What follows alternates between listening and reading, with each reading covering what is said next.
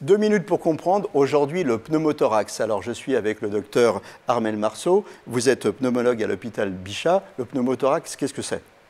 Alors, le pneumothorax, c'est la présence d'air dans la cavité pleurale, c'est-à-dire entre les deux feuillets de la plèvre, qui se situent au niveau de la paroi thoracique et du poumon.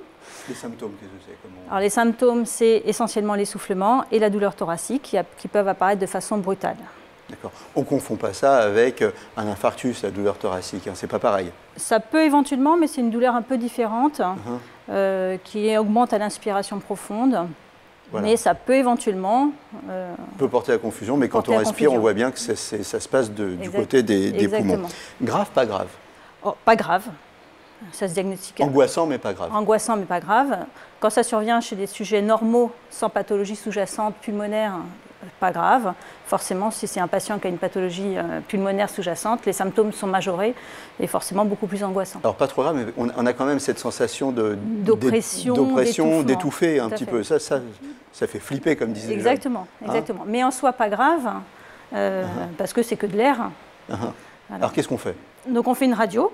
Tout de suite, on consulte et on fait une radiographie pulmonaire. Ce qu'on fait, c'est qu'on va aux urgences quand même. Aux urgences ou dans un cabinet de radiologie si l'essoufflement n'est pas trop important. Mais il faut faire une radiographie pulmonaire, c'est cette radio qui va porter le diagnostic.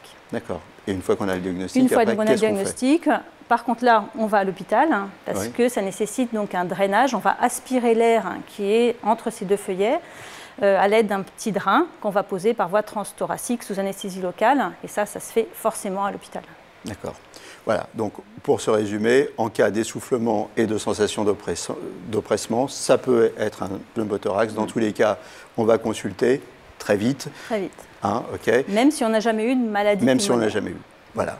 À très bientôt. Nos émissions vous plaisent, alors aidez-nous à faire grandir la chaîne. Pour parler santé au plus grand nombre, partagez, likez, abonnez-vous.